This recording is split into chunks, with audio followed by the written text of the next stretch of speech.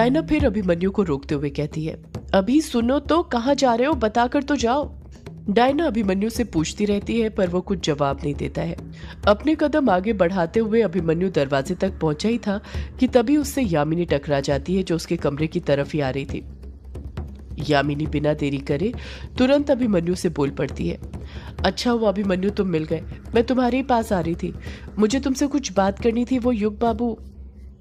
यामिनी अपनी बात पूरी करती है उससे पहले ही अभिमन्यु उसे बीच में टोकते हुए कहता है, यामिनी तुम्हें जो भी बात करनी है बाद में करना, अभी मेरे पास तुमसे बात करने का बिल्कुल भी वक्त नहीं है, मुझे जाना है। यामिनी भी हैरानी के साथ अपनी दोनों भवें ऊपर उठाते हुए कहती है, जाना है पर कहाँ? अभिमन्यु फिर अपना जवाब दोहराते हुए कहता है, जहन्नुम में, चलना है तुम्हें साथ। यामिनी कुछ जवाब नहीं देती है, अभिमन्यु को घूरते रहती है। उसके बिल्कुल समझ नहीं आ रहा था कि अभिमन्यु उससे इस तरह बात क्यों कर रहा था, पर वो उसे देखकर ही समझ गई थी कि इस वक्त वो बहुत गुस्से में है और उससे कुछ भी कहना ठीक नहीं है, इसलिए वो खामोशी खड़ी रहती है। जब यामिनी पलटकर कुछ नहीं कहती तो अभिमन्यु गुस्से के साथ ही यामिनी को घूरता है और हड़बड़ाहट के साथ वहां से जाने लग जाता है। अभिमन्यु की चाल को देखकर साफ समझ आ रहा था कि उसे जल्द से जल्द कहीं पर पहुंचना था। वो किसी के भी रोकने से नहीं रुकने वाला था, इसलिए यामिनी भी उसे रोकने की कोशिश नहीं करती है। यामिनी अभिमन्यु को देखते हुए मन ही मन सोचती है, ये अभिमन्यु को क्या हो गया? ये कैसी पागलों जैसी जहन्नुम जाने की बात कर रहा था? मैं इसके साथ क्यों जहन्नुम जाऊं? इसके साथ तो डायना को जहन्नुम जाना चाहिए। यामिनी कुछ सोचते हुए कहती है, बताओ, ये मेरी बात सुने बिना ही चला गया। मैं तो इसे युग बाबू के बारे में बताने वाली थी कि उनकी हालत ठीक नहीं है। अभिमन्यु के जाते ही यामिनी सीधे कमरे के अंदर घुसती है और डायना से पूछ पड़ती है, ये अभिमन्यु कहाँ जा रहा है डायना, वो भी काली बारिश में? डायना गुस्से के साथ ही कहती है, जहन्नुम में जा रहा है वो, तुमने सुना नहीं था क्या? उसने खुद ही तो तुम्हें अभी बताया था। यामिनी डायना का वार उसी पर करते हुए कहता है, अच्छा, अभिमन्यु जहन्नुम जा रहा है तो तुम उसके साथ नहीं जा रही क्या? तुम तो प्यार करती हो ना उससे, फिर तुम्हें तो हर जगह उसके साथ जाना चाहिए। वैसे भी तुम्हारी जगह भी तो जहन्नुम में ही है, अंत में तुम्हें भी वहीं पर जाना है। डायना यामिनी को गुस्से से घूरने लग जाती है, पलटकर कुछ नहीं कहती है। वो अभिमन्यु से इतनी ज्यादा बहस कर चुकी थी कि इस वक्त उसका यामिनी से बहस करने का बिल्कुल भी मन नहीं था, न उसके अंदर इतनी ताकत बची हुई थी। डायना गुस्से से खुद से बड़बड़ाते हुए अभिमन्यु पर गुस्सा करते हुए कहती है, ये अभी ना पता नहीं इसके मन में कब क्या चलने लग जाता है, मुझे तो कुछ बताता नहीं पर खुद मुझसे सब कुछ जानना चाहता है। डायना का लहजा सुनकर यामिनी समझ जाती है कि जरूर उसके आने से पहले डायना और अभिमन्यु के बीच बहुत कहासुनी हुई है, तभी डायना का लहजा इतना बदला बदला नजर आ रहा था और वो उससे ऐसे बात कर रही थी। वरना जब से यामिनी को पता चला था कि डायना ने अभी को अपने वश में करने के लिए उस पर टोना किया था, तब से डायना यामिनी के सामने भीगी बिल्ली बनकर ही रहा करती थी। यामिनी डायना से पूछती है, तुम दोनों इस कमरे में क्या कर रहे थे इतने घंटों से? डायना चिढ़ते हुए कहती है, जहन्नुम जाने की तैयारी कर रहे थे यामिनी, तुम्हें भी चलना है क्या हमारे साथ? यामिनी गुस्से के साथ कहती है, मैं इस वक्त मजाक के मूड में बिल्कुल भी नहीं हूं डायना। तुम्हें और अभिमन्यु को जरा खबर भी है कि युग बाबू के साथ क्या हुआ है? एक तो मैं वैसे ही परेशान हूँ, ऊपर से तुम अलग परेशान कर रही हो। डायना के समझ नहीं आ रहा था कि यामिनी उससे क्या कहना चाहती थी। वो यामिनी की बातों के बारे में ज्यादा कुछ सोच पाती उससे पहले यामिनी फिर बोल पड़ती है, तुम्हें और अभिमन्यु को क्यों फिक्र होगी युग बाबू की कुछ? तुम दोनों तो अपने में खुश हो, तुम दोनों को किसी से कोई मतलब ही नहीं है। डायना नम लहजे के साथ यामिनी से पूछती है, यामिनी हुआ क्या है? तुम सीधे सीधे बताओगी मुझे या फिर बस कोसते रहोगी? डायना की ये बात कहते ही यामिनी उसको सारी बात बताने लग जाती है जो कुछ घंटे पहले उनके साथ हुई थी, कुछ वह दौती के दिखने से लेकर तारा के बेहोश होने तक। यामिनी डायना को सारी बात बता देती है बिना रुके। यामिनी की सारी बात सुनकर डायना हड़बड़ाहट के साथ कहती है, इसका मतलब चित्रा आंटी वापस आ गई है? हाँ डायना, वो वापस आ गई है। वो युग बाबू को नजर आई थी। युग बाबू ने उनसे कई सारे सवाल किए थे पर उन्होंने युग बाबू से एक लफ्ज तक नहीं कहा। डायना बौखलाहट के साथ ही कहती है, चित्रा आंटी युग को कालाझाड़ी जंगल में ही दिखी थी ना, तो क्या वो अभी भी वही कालाझाड़ी जंगल में है? यामिनी डायना के सवाल का जवाब देते हुए कहती है, नहीं डायना, चित्रा आंटी अब वहां पर नहीं है। हमने उन्हें पूरा कालाझाड़ी जंगल में ढूंढा था पर वो हमें कहीं भी नहीं मिली, पता नहीं कहाँ चली गई। डायना पलटकर फिर कुछ पूछती उससे पहले यामिनी कुछ सोचते हुए डायना से पूछ बैठती है, पर डायना तुम चित्रा आंटी के बारे में क्यों पूछ रही हो? तुम्हें उनसे क्या काम? मुझे तो लगा कि तुम तारा के बारे में पूछोगी कि वो अब कैसी है, या फिर युग बाबू के बारे में। डायना यामिनी के शक को दूर करते हुए कहती है, वो यामिनी, मैं चित्रा आंटी के बारे में इसलिए तुमसे पूछ रही थी क्योंकि वही तो है ना जो उस काले साए के बारे में जानती है। उस काले साए ने तो उन पर हमला किया था ना। यामिनी डायना की बात में हामी भरते हुए खुद से बड़बड़ाती है। हाँ डायना, बात तो तुम्हारी सही है।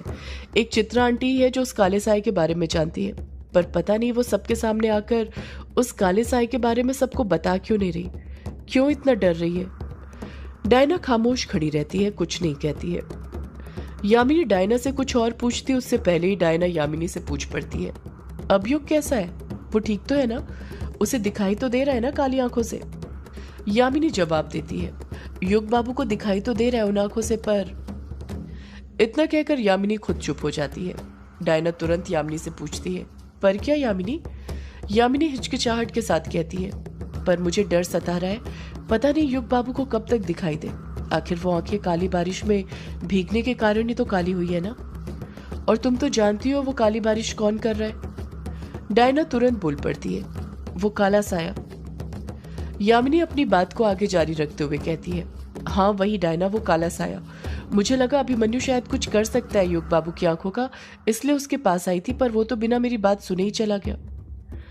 डायना यामिनी की परेशानी को समझते हुए कहती है, तुम तो जानती हो अभी को यामिनी की वो कैसा है, किसी को कुछ बताता ही नहीं है कि क्या कर रहा है, जैसे उसे किसी पर भरोसा ही नहीं है। अभी भी मुझे बताकर नहीं गया कि वो कहाँ जा रहा है।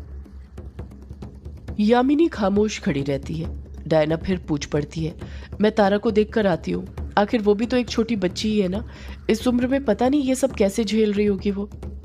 यामिनी डायना को मना करते हुए कहती है, रहने तो डायना, तारा को अभी तक होश नहीं आया है, शायद अब सुबह ही होश आए। मेरी मानो तो अब तुम भी उससे सुबह ही मिलना, बाकी सब भी आराम कर रहे हैं, तुम भी आराम करो। डायना मन ही मन सोचती है, मैं कैसे आराम कर सकती हूँ यामिनी, मेरा मन तो अभी में ही लगा हुआ है, पता नहीं इतनी हड़बड़ाहट के साथ कहाँ गया है। यामिनी डायना से कहती है, जब अभिमन्यु वापस आ जाए तो बता देना, मुझे उससे बात करनी है युग के सिलसिले में।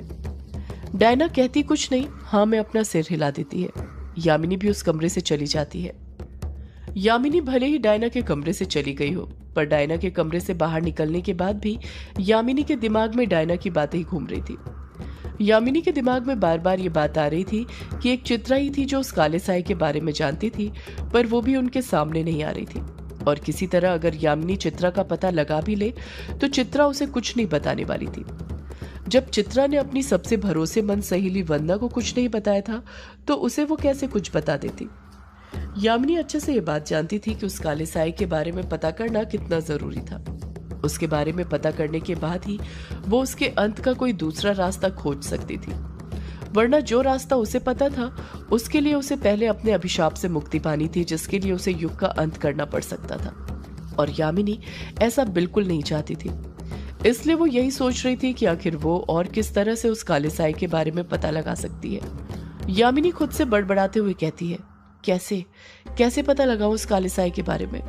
चित्रा आंटी को छोड़कर और क्या दूसरा तरीका हो सकता है उस काले साए के बारे में पता करने का? यामिनी इस बारे में सोच ही रही थी कि तभी उसके दिमाग में एक ख्याल आता है और वो झट से बोल पड़ती है, अभिमन्यु, अगर युग बाबू ने जो कहानी लिखी है वो सच है तो अब एक अभिमन्यु ही है जिसके जरिए अब मुझे उस काले साए के बारे में पता चल सकता है। यामिनी अपने कदम आगे बढ़ाते हुए खुद से बड़बड़ाती है, ये अभिमन्यु तो मेरे लिए कुछ ज्यादा ही जरूरी बन गया है, इसके बिना तो मेरा कुछ काम ही नहीं हो रहा है। मुझे कैसे भी करके इससे उस काले साए के बारे में पूछना ही होगा, अब यही मेरे काम आ सकता है। यामिनी अभिमन्यु के बारे में सोचते हुए कहती है, पर ये चला कहाँ पर गया? इसे भी आज ही जाना था क्या, वो भी काली बारिश में? ये अभिमन्यु तो ना उस काले साए से भी ज्यादा उलझी हुई गुत्थी है, समझ ही नहीं आता इसके दिमाग में क्या चलता रहता है। लगता है अब डायना की तरह मुझे भी इसके वापस आने का इंतजार करना पड़ेगा। अभिमन्यु के बारे में सोचते हुए ही यामिनी अपने कदम आगे बढ़ाती रहती है। सुबह हो गई थी और सुबह के 9 बज चुके थे। युग और कायर हवेली के बाहर खड़े हुए थे, दोनों ही अपने हाथ में छाता पकड़े हुए थे। काली बारिश अभी भी हो रही थी, वो रुकने का नाम नहीं ले रही थी। युग की आंखें अभी भी पूरी तरह काली थी, वो ठीक नहीं हुई थी, पर उसे दिखाई एकदम क्लियर दे रहा था, बल्कि उसे तो ऐसा महसूस हो रहा था जैसे वो उन काली आंखों से पहले से ज्यादा अच्छे से देख रहा था। उसे भी समझ नहीं आ रहा था कि आंखें काली होने के बाद भी ऐसा कैसे हो रहा था। कायर और युग दोनों ही एक दूसरे के आमने सामने खड़े हुए थे। कायर को देखकर ऐसा लग रहा था जैसे वो कहीं जाने के लिए निकल रहा हो। युग कायर से कहता है, तू सच में जाना चाहता है कायर, इस काली बारिश में भी? कायर पलटकर युग से कहता है, हाँ युग, जाना तो पड़ेगा। मैं अब इस काली बारिश के रुकने का और इंतजार नहीं कर सकता हूँ। पता नहीं ये कभी रुकेगी भी या नहीं। कायर की ये बात कहते ही युग आसमान की तरफ देखने लग जाता है। आसमान में काले बादलों की तादाद और ज्यादा बढ़ गई थी, जिसे देखकर ऐसा लग रहा था कि जैसे वो कुछ हफ्तों तक रुकने ही वाली नहीं है।